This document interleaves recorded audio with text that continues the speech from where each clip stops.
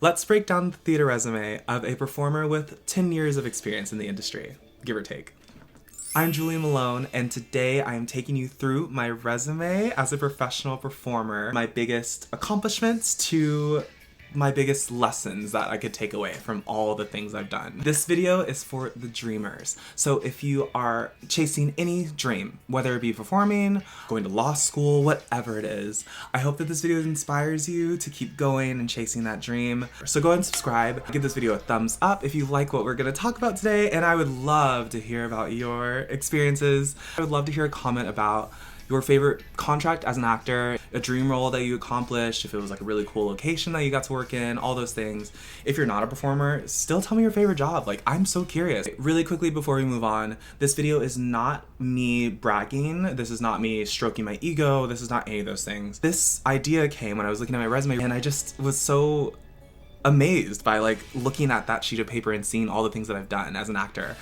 And so that's what this is about. We're gonna break down my resume. Let's get to it, babies. I have a little outline here. Starting at the beginning. My first job was at a little theme park named Holiday World in Santa Claus, Indiana. The theme park is broken into Christmas, Thanksgiving, Halloween, and 4th of July. In that 4th of July section, that was where our theater was, where we performed. 2 years at this theme park, actually. The first year I was in a contemporary Christian show. Get into that. Contemporary Christian show in the middle of a theme park in Santa Claus, Indiana. So I did that. That was 4 times a day, and then we had a little pop-up. We just, we sang. And then I came back the second year because I liked it so much, and I came back as a swing, which for non-performers, swings learn a lot of different people's roles in shows, and then at a moment's notice they can step in and fill that gap. But what was unique about theme parks is that there's 6 days a week of 4 shows a day, so a lot of work. So the swings came in handy because we were able to just kind of give people little breaks. So I came back as a swing,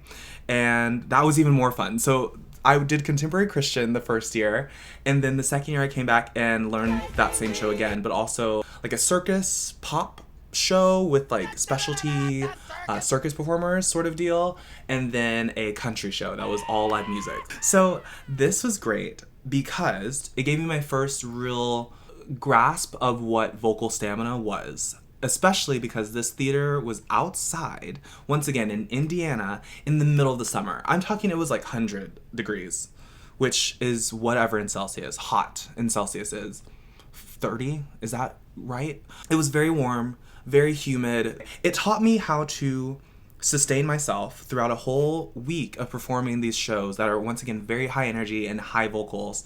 And if you have seen any of my videos here on YouTube, you will know that I am very much a go-getter, we'll say. Vocally, I like to sing hard. So it taught me how to keep myself healthy and still be able to give a good performance. Because there's a difference between marking, like taking everything very easy and looking very lax and relaxed on stage and losing the energy. And there's a difference in that and sustaining. So this was my first view of that. Lessons other than that were my mental toughness, because being at a theme park, these shows that people are coming to see are not ticketed.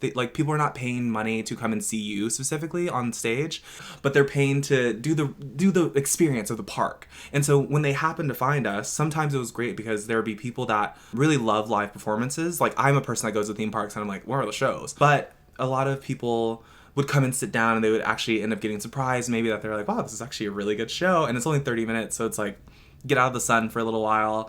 So there was that group of people that we were like obsessed with and loved, of course. And then there were these other people that were escaping the sun, but they don't really consider the fact that they're watching humans, I guess, on stage in a very like, not in like a mean, malicious way at all. It was just like, I'm hot, I'm sweating, my kids are crying, my kids are screaming, let's go sit under this like covered roof. And then there would be people on stage and they're like, oh, okay, that's cool. But then after 3 minutes, I think they're like, oh, I don't think I want to be here anymore. So then they would leave, which once again, hey, I don't blame you. I get it. However, as a young performer especially, this was my first professional job, as we said, it really taught me how to filter in the good thoughts and keep out the bad in a very like young way. Because it was it hurts your ego as a performer when you're like singing a song and someone gets up and walks away. I had to learn how to keep going basically and just like do my job as if the audience was full of people. And then the people came that wanted to come, and the people that didn't want to be there left, and I didn't die, you know? It's that sort of deal of like, there are much worse things in the world than someone like leaving your performance. So like, I'll be okay. But it's that weird line as a young performer that you have to kind of learn to put your ego at the door, I guess, which is so like old school, but I get it now as like a person who's been doing this for a while. Like it really much is, really much? It very much is. Whatever. It is a thing that you have to learn, and you have to keep reminding yourself that there's no room for you and your ego all the time. Sometimes, yeah, bring it in. Also, like, I got to work with two of my best friends from college and this job, so that was also just like a nice little bonus. Okay, moving on. Thank you, Holiday World. Holiday World was my first theme park, but it was not my last. I worked at one of my favorite places that I've ever worked at. So Busch Gardens, let's get into it, is in Williamsburg, Virginia, specifically right outside of colonial Williamsburg. There was a cute little like town square that we would go to either for morning. Sometimes I would go for coffee in the morning. It was so sweet and lovely. Or on days off, we would go. There's a little pub that we would get like dollar Coronas. Oh, it was so cute. This theme park was broken into countries instead of holidays. This one was countries.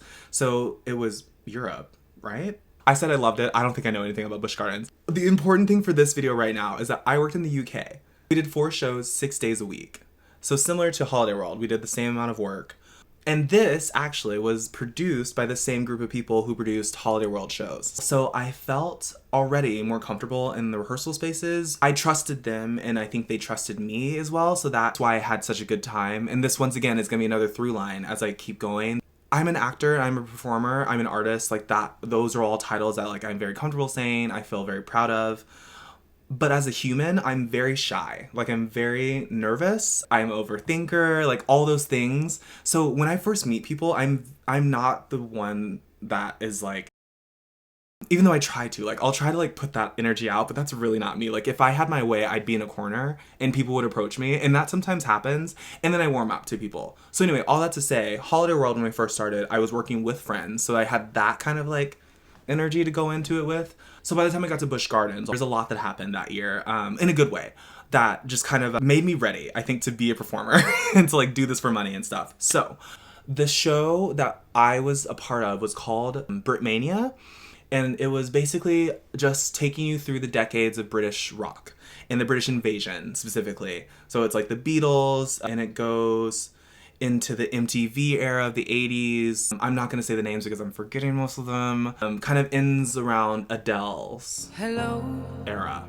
It was, once again, a lot of high energy singing. This company that produces these shows, like, it is like, I mean, balls to the wall screaming vocally, and then also like, everyone is doing the dance breaks, which was so, once again, as a young performer, so great because I learned how to like breathe as like an athlete more so than just like a classical singer, which is what my high school training, once I got to college, it became more musical theater focused, but especially when I was younger, my training was very much like, we were doing arias, we were standing here with like great posture, we're just gonna sing the beautiful song in our one little spotlight, and we're gonna put our hand on the piano, and then we're gonna go.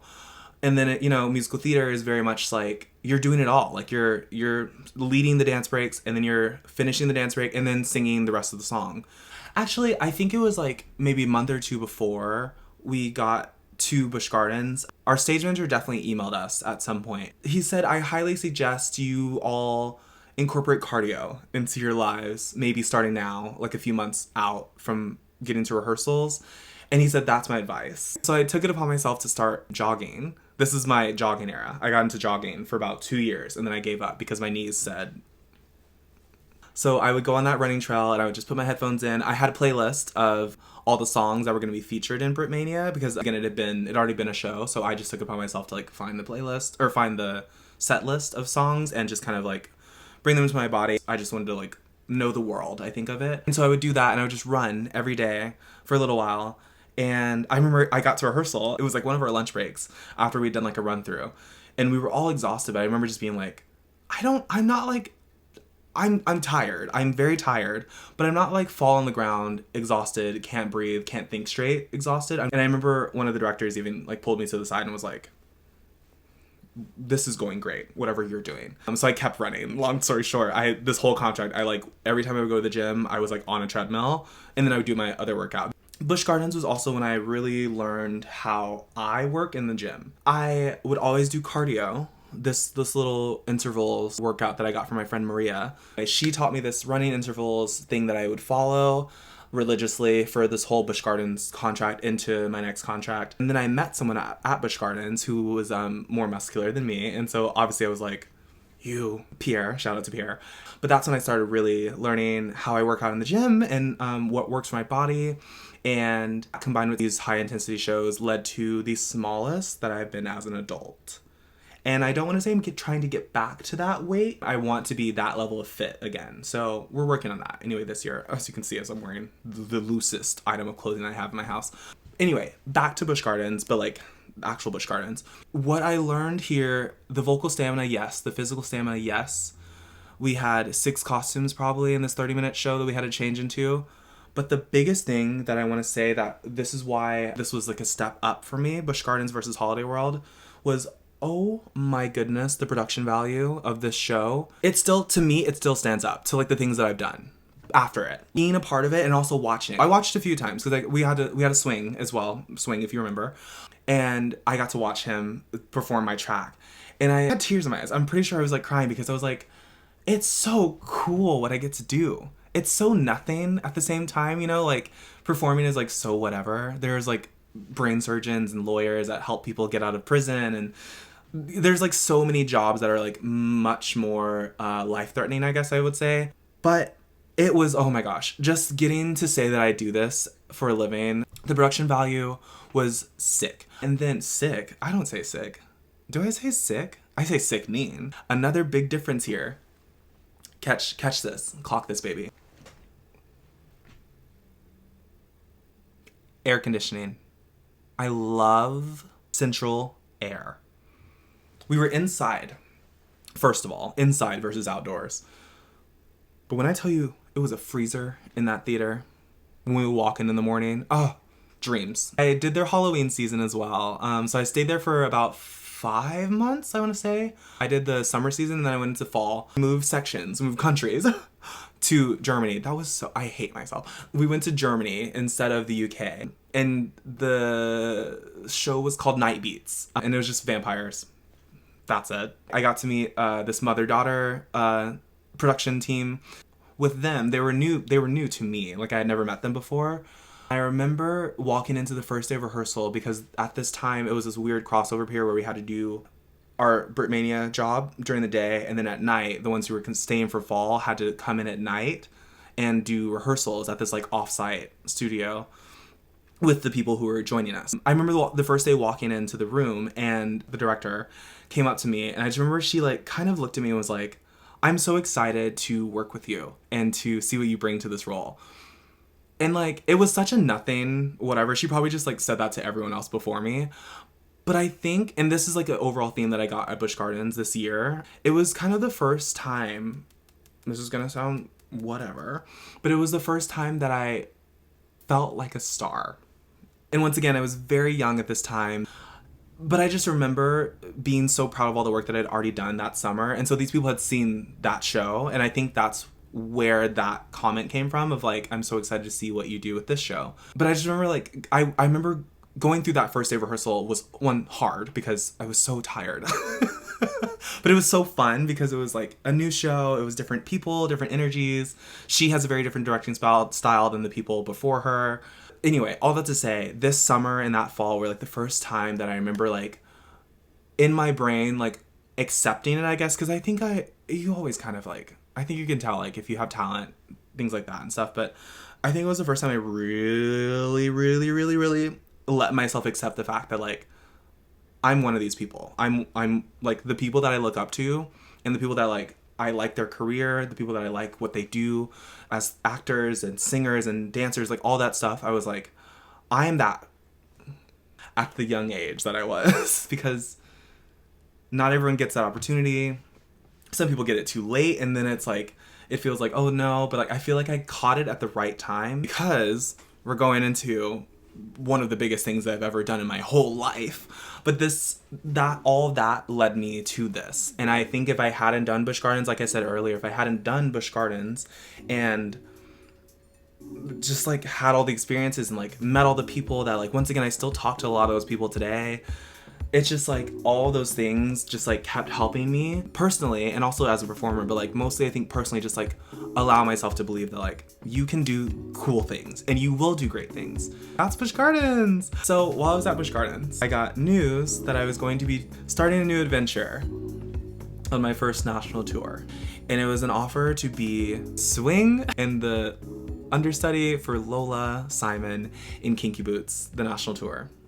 If you know anything about me, if you met me in person, the summer that show came out, I was working as a camp counselor, and I remember hearing Raise You Up and being like, ooh, whoa, whoa, whoa, whoa. And this is 2013, 2012, whatever, when it first came out, and was obsessed, immediately was obsessed. So I spent a lot of my college years like working the material, working the songs with my voice teachers. It was in my showcase. I knew that this was my dream role, that this was the one thing that people talk about when all the girlies are like, Alphaba is my girl, like that's what I want to be. And like, I don't know, like white guys are like,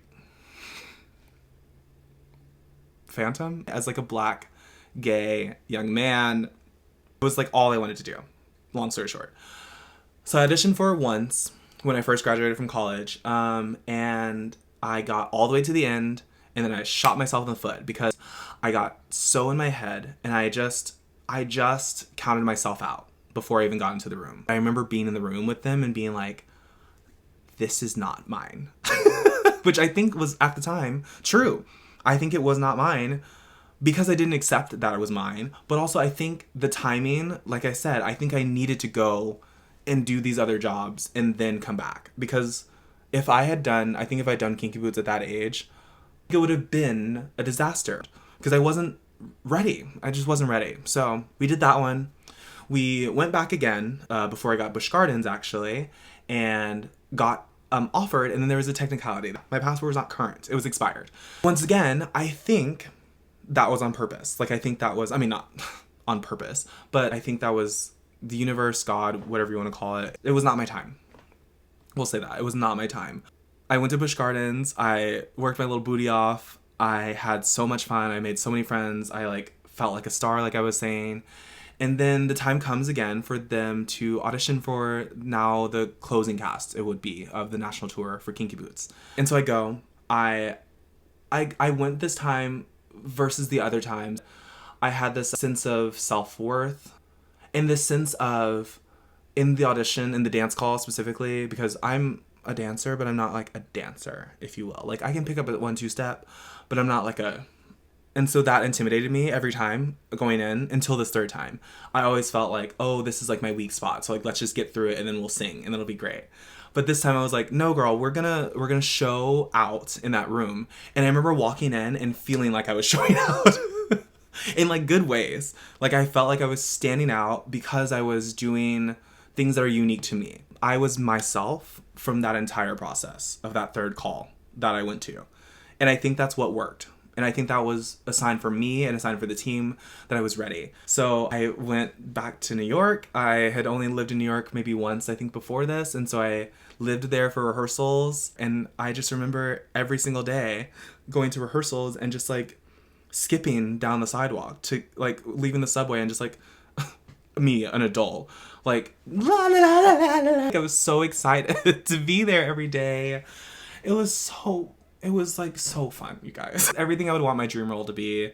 Like, I got to see so many cool places, met so many great people that I'm still very close with to this day. It was so great because I was not only understudying my dream role, so getting this chance to go on quite a few times actually for Lola and getting to just like feel it out, like getting to like put my own spin on it that was very different from the other understudies. It was a very like unique Lola that like I created. On top of that, being a swing, this was my first time being a swing in this sense of like the actual someone is sick 20 minutes before the show it's game time.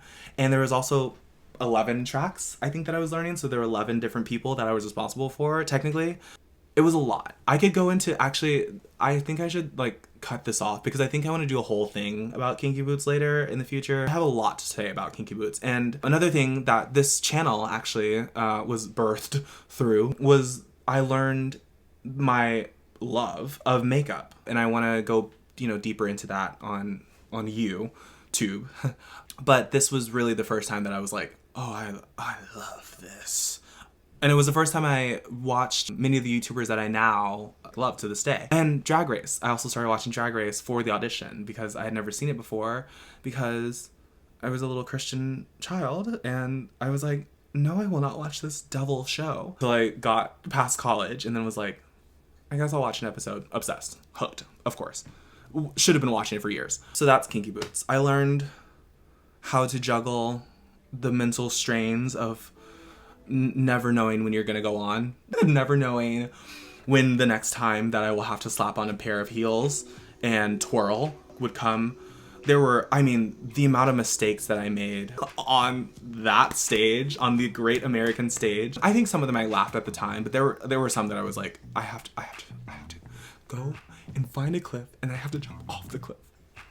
Anyway, once again, I'll do that like in a different video because I think it deserves to be talked about, and I think we're far enough away that like I won't get sued. I don't know. Kinky Boots was great. We loved it. That was my first national tour. It was not my last national tour. This national tour was as an equity member, a member of Actors Equity. Have you heard of them? I bet you haven't. I loved getting to do this next. Hey, I did Beautiful, the Carole King musical. I should probably say that. I did Beautiful, the Carole King musical national tour.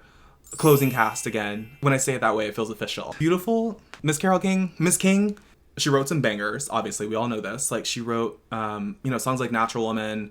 She wrote, You've Got a Friend. That you're beautiful. Beautiful. So many songs. This show was another one that I remember I was always aware of it and I always liked the music, but different than Kinky Boots, I think I hadn't taken that much of a deep stab into the research of it. I remember I got called in for the show quite a bit and I was never available. I always was like, can I please send a self-tape? They were like, no, you cannot. And I was like, okay. And then finally the pandemic happened and I was on a ship. They were like, hey, can you send in a tape? And I said, can I? Long story short, we got to do the national tour. The Drifters had such great hits as Some Kind of Wonderful, On Broadway, Up on a Roof, up on the roof, not a roof, and others. I know I say this about everything, but this was like the best thing I ever got to do. This tour was really cool because it was my second tour now, so I knew from Kinky Boots the way of living that has to come with touring, a more clear headspace. Also packing in general, I think I just packed in a much better way on Beautiful. So cool little tidbit here, but the power of Beautiful was that these people who were in the original Broadway cast loved this little skit so much that they stayed to the point that I was there performing next to them on stage. And my little heart was like, huh? Like, how am I on the same stage as these people who performed in the Tonys? We're like peers. Like, it's not even like a, yes ma'am, yes sir. They valued and respected me and like what I brought to the table, especially being a replacement. Different than my other contracts before, I was like one person coming in to a company that was already there. So everyone else had already been like established, made friends, you know, all the things. And I came in new. I don't think I knew a single person. They were all just like immediately just like embraced me and like, we're like, what can we do to help you? I learned how to enjoy the life outside of work. Because once again, these people had done the show for a very long time. A lot of them had been on tour with this, you know, like before the pandemic and then right after the pandemic when it came back. So that was very settled in a great way because everyone was like, we punch in, we do a great show, and then we punch out. It wasn't this like, the show's happening. Oh God, like, am I gonna do a good job tonight? Like, there was none of that. I think the nature of the show is so feel-goody. I don't know, there's just something about it that just like creates this sense of like, we're gonna be fine. I learned from watching these veterans of Broadway how to wake up every morning, watch a sunrise, watch a sunset if we have time before the show, like go outside and watch the sunset because like they were always so beautiful. These little small towns that we were in, like The sunsets were so beautiful. And so getting to see that, have a little like happy hour drink when we had days off, really just like embrace the towns that we were in. Because in Kinky Boots I was a swing and I was an understudy, so I think that was also kind of weighing on me. Like, if I party too hard, like the next day am I gonna have to go on and do something I've never done before? So I was nervous all the time. Whereas on Beautiful, I had my track. The pressure was not on that. Another thing, fitness upgrade. The workout program that I'm using currently, I learned it on this tour. So big shout out to Kevin Hack. So we did the tour, we did the theme park, and now we are in present day. I did my first cruise ship contract the end of 2019 into 2020. Obviously the thing happened in 2020 that we all know about. And so I came back in 2021 to continue that ship contract. And then from then on, it's been like, go, go, go, go, go. I had a brief little break in between that ship to do Beautiful on tour and to do Kinky Boots again. I was in New York. I was struggling financially, and they reached out to me and I said, hey, you know what? Let's do it. I'm in a very different mental state now than I was years ago in terms of how I feel about ships. When I first started my ship, I was very excited. But then when I first got to the ship, I was terrified. It was a low, like a really, really like, I found the bottom when I was on that first ship contract. No, none of the cast's fault. It was none of the production team's fault. It was no one's fault, but my little noggin, it was my brain. And that's when I learned that I have limits. Like, I have to be delicate, I guess, with myself. And I was not at the time. And then I came back and was still not delicate with myself. So it's like, what are you doing? I worked for Celebrity Cruises, which I, at this time of this recording, am still currently working for. Like I said, I love production value. The shows are very high energy, but they're also beautiful, like stunning, beautiful. They're very visually pretty shows, which really speaks to me. Really speaks to me, let me tell you. Very beautiful ships, very beautiful shows, and I've really grown to just like feel at home with these people. Now at the time, I felt very alone in terms of, it was my first ship contract. Everyone had already kind of done some form of ship before me. There was like maybe one or two other new hires at the time. And I just was one of two or three Black people in the cast. So I think that also weighed on me in terms of like, I don't really feel safe going places that my white friends would want to go to in these countries that I'd never been to before. So I think that weighed on me.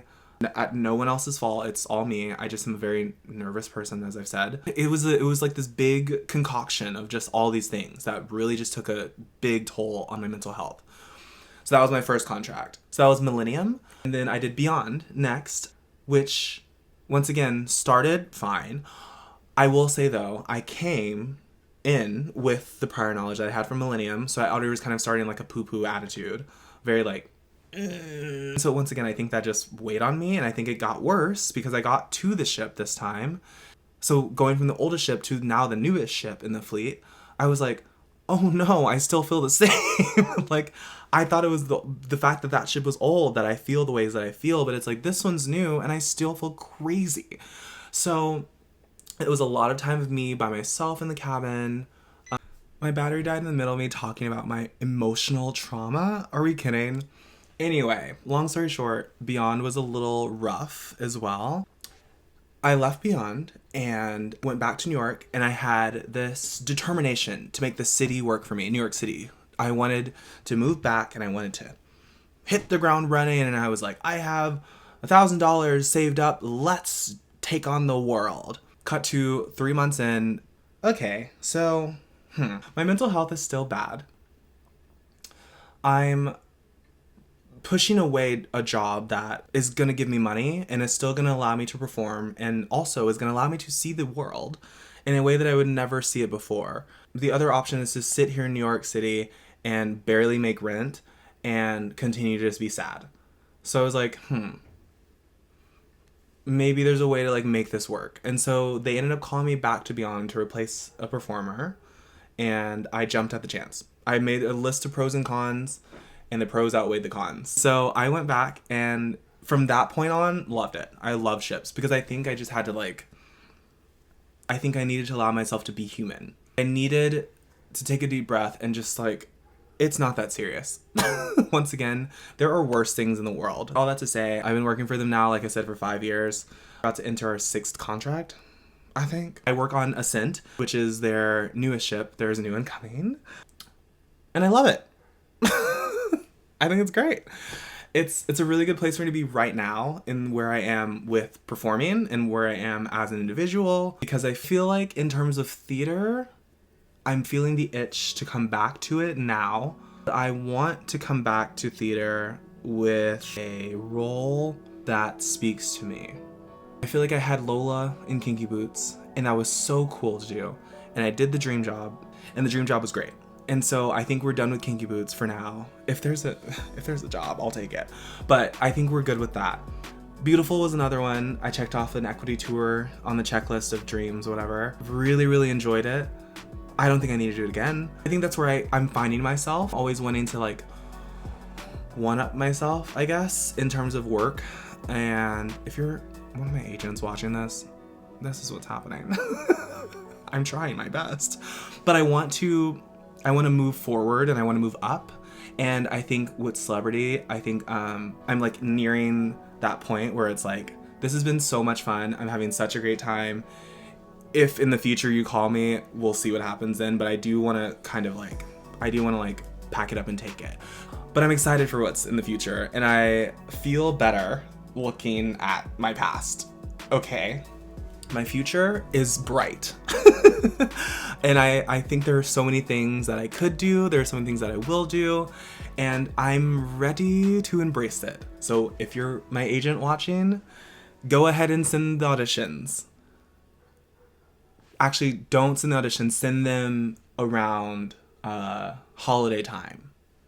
I'm very happy and I'm very proud of myself for all the things I've done. I guess my key lessons here, I wrote them down, so I'm going to look at them if you don't mind. I've been doing this off script. That's why it's taken hours. So I'm going to look at these for the last few minutes. Bear with me. Perseverance and mental health. Self-compassion. This journey is not always linear. It's okay to like take it slow. This career of a performer, there are things that are not going to be top of the line, state of the art, all the whatever shiny new toys, and they can still teach you something. And I think that's what I've learned. My career is sickening. But I've not always done like the newest cast, the opening cast, the original whatever, blah, blah, blah, blah. But I've still learned so much. I've still gotten to do so much, and I'm grateful for that. And I will not take that for granted. Enjoy the journey and not just the show. Exploring that part of the life just made my life as a performer so much more enriched. And I felt so excited to do the show because I had done all these other things, and it's like, now I want to do my job. So that's it. I'd love for you to go and subscribe. Give this video a thumbs up if you liked it. Make sure you tell me your favorite contract. If you're an actor watching this, I would love to hear your favorite contract. Let's talk about it. If you are feeling froggy and want to jump on another video, go forth. Bye.